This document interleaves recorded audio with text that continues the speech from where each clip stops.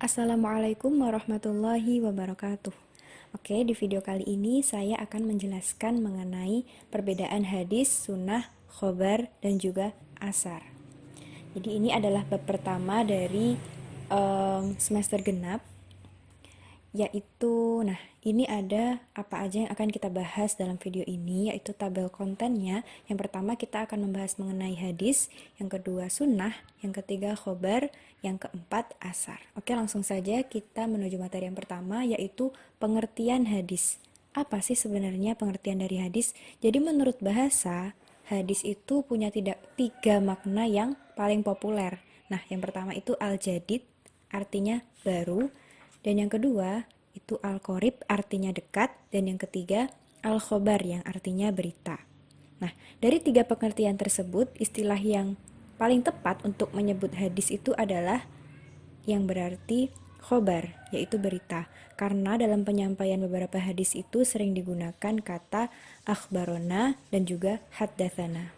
Sedangkan pengertian menurut istilah, hadis adalah berita atau informasi yang disandarkan kepada Nabi Muhammad SAW, baik berupa perkataan, perbuatan, takrir, atau semisalnya.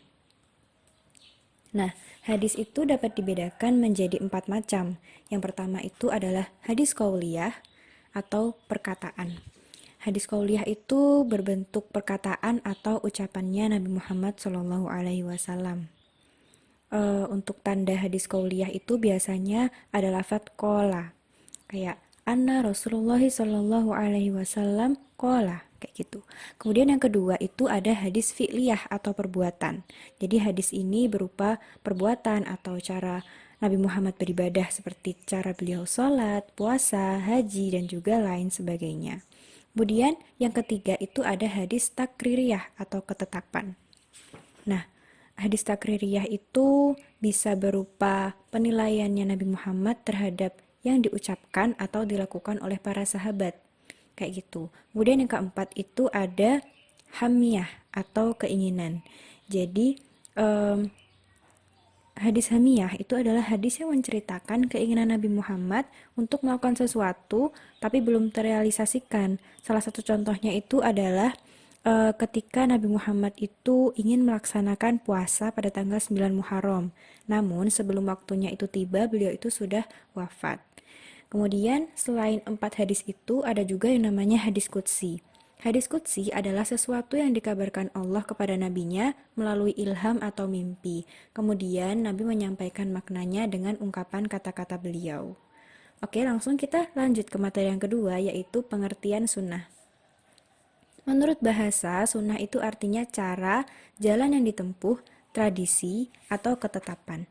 Itu adalah pengertian sunnah menurut bahasa. Sedangkan menurut istilah, sunnah adalah segala sesuatu yang bersumber dari Nabi Muhammad, baik berupa perkataan, perbuatan, takrir, perangai, budi pekerti, dan perjalanan hidup baik sebelum menjadi rasul ataupun sesudahnya. Nah, ini jadi salah satu perbedaannya antara hadis dan juga sunnah. Kalau hadis itu pasti setelah Nabi Muhammad diangkat menjadi rasul, sedangkan sunnah itu bisa jadi ketika Nabi sudah diangkat menjadi rasul ataupun sebelumnya. Jadi pengertian sunnah itu lebih luas daripada pengertiannya hadis. Sebenarnya pengertian sunnah ini ada perbedaan di antara para ulama. Kalau para ahli hadis pengertiannya seperti yang demikian sudah saya jelaskan. Kemudian kalau menurutnya ahli usul fikih atau biasa kita sebut dengan usuliyin, sunnah itu adalah segala sesuatu yang disandarkan kepada Nabi Muhammad, baik berupa perkataan, perbuatan, atau pengakuan, takrir, yang patut dijadikan dalil bagi hukum syara. Jadi lebih spesifik lagi, yang ada hubungannya dengan hukum syara gitu. Kemudian pengertian menurut para ahli usul fikih sama para ahli fikih itu beda. Kalau menurut para ahli fikih, sunnah itu adalah sesuatu yang lebih utama dikerjakan. Kalau dikerjakan itu mendapat pahala, tetapi kalau tidak dilakukan itu juga tidak mendapat dosa. Itu pengertiannya menurut ahli fikih. Kemudian kita lanjut ke materi yang selanjutnya, yaitu pengertian khobar.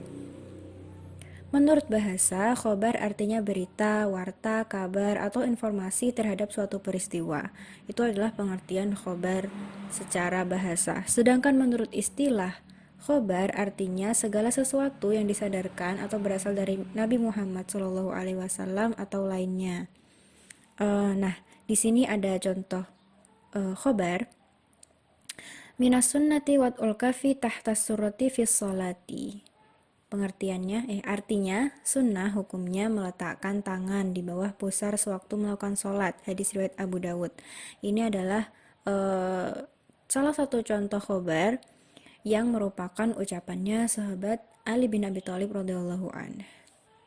Kemudian langsung kita lanjut ke materi yang terakhir, yaitu pengertian asar. Pengertian asar, menurut bahasa, asar artinya bekas sesuatu, dampak, pengaruh, peninggalan, atau nukilan.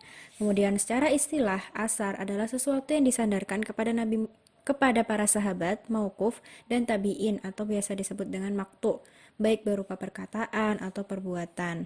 Nah, di sini contohnya as-sunnatu an yukabbirul imamu yaumal fitri wa yaumal adha hina yajlisu 'alal minbari qabla al-khutbati tis'a takbiratin.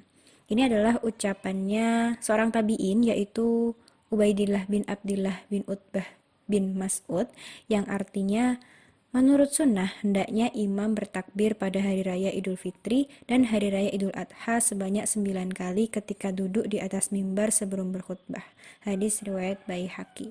Nah, sebagian ulama juga berpendapat, ada juga yang berpendapat bahwa asar itu sama dengan hadis. Jadi ada perbedaan ya di antara para ulama, ada yang menganggapnya sama dengan hadis, ada juga yang membedakannya. Kayak gitu. Oke, mungkin itu saja materi yang bisa saya sampaikan dalam video ini. Sekian, wassalamualaikum warahmatullahi wabarakatuh.